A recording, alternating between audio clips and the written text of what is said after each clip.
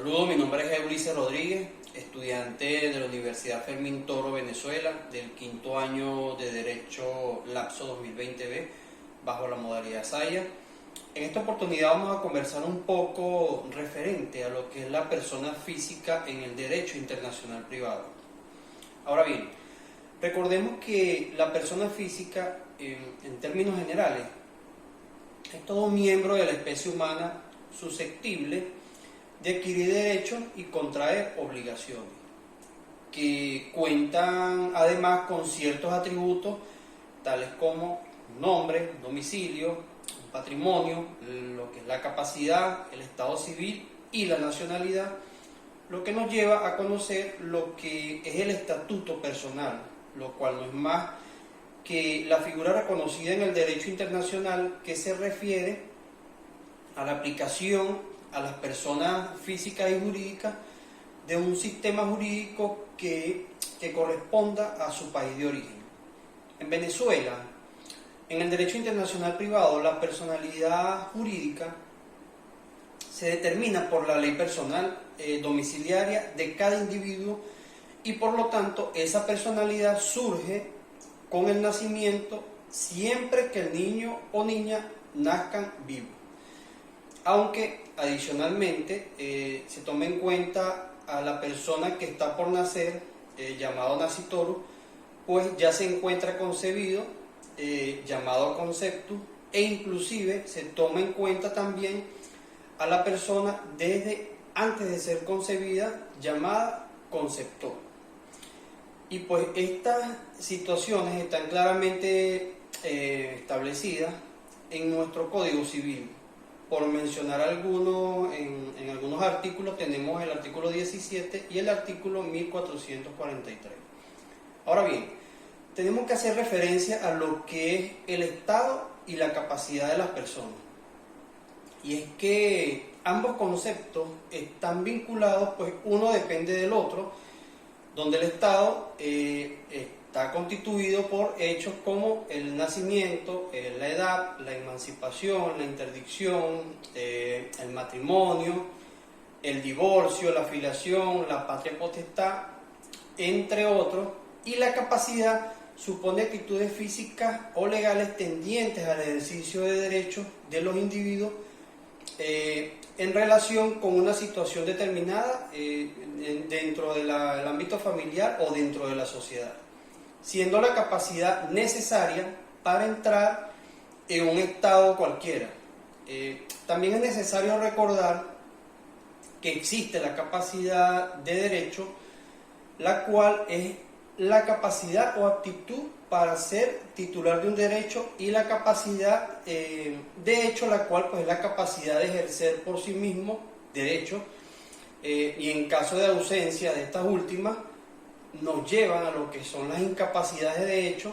y de derecho claramente pues establecidas en nuestro Código Civil venezolano.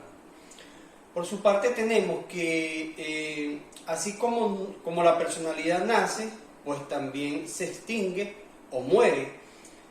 siendo el hecho más notable la muerte física de la persona una vez dado el cadáver, al cadáver pues el tratamiento de sepultura y el tratamiento legal pues necesario para declarar legalmente su muerte. Y pues al igual que el inicio de la personalidad, entonces con la muerte se extingue esta personalidad de los individuos, cesando sus derechos y deberes, pero a su vez pues dando el nacimiento a los derechos de los herederos. También existe la muerte declarada por la ausencia de la persona, la cual pues es dictada por un juez al configurarse ciertos supuestos establecidos en el Código Civil. Como la desaparición de la persona, por ejemplo, que tenga más de 100 años de edad, o tenemos la muerte presunta, que depende que haya transcurrido 10 años desde la determinación y dictamen hecha por el juez de la ausencia declarada del individuo. Recordando que esta última se declara una vez transcurrido 2 o 3 años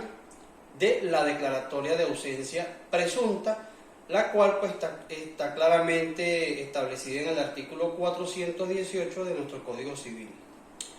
Otra forma de extinción de la personalidad es a través de la inhabilitación y la interdicción, siendo la inhabilitación una privación limitada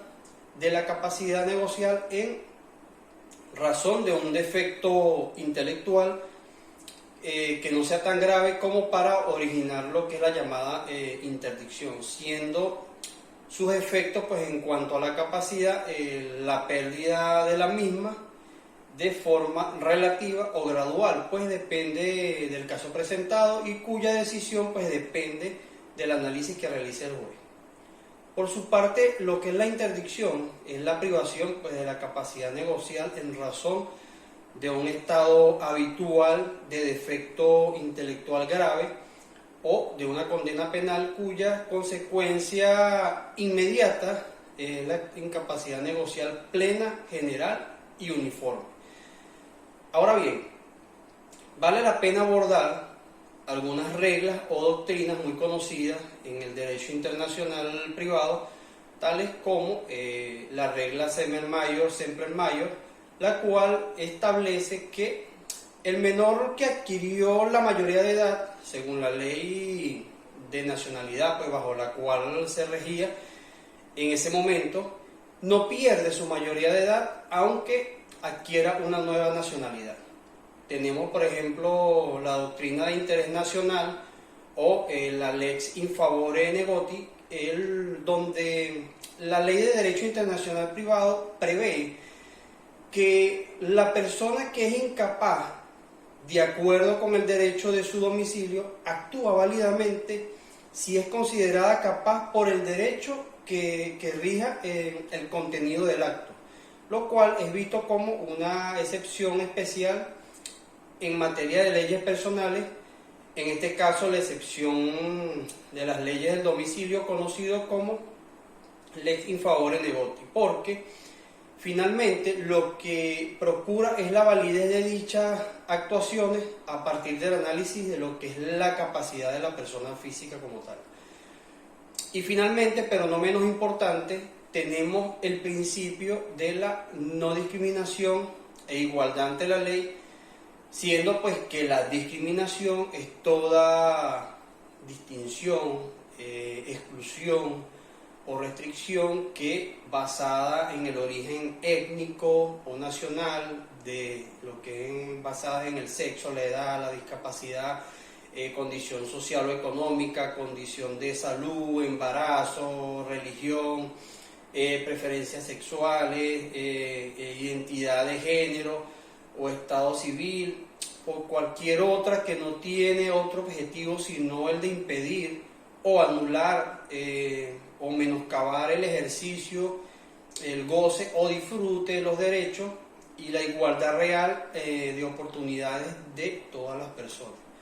Y bueno, esto es todo por el momento y muchísimas gracias por su atención.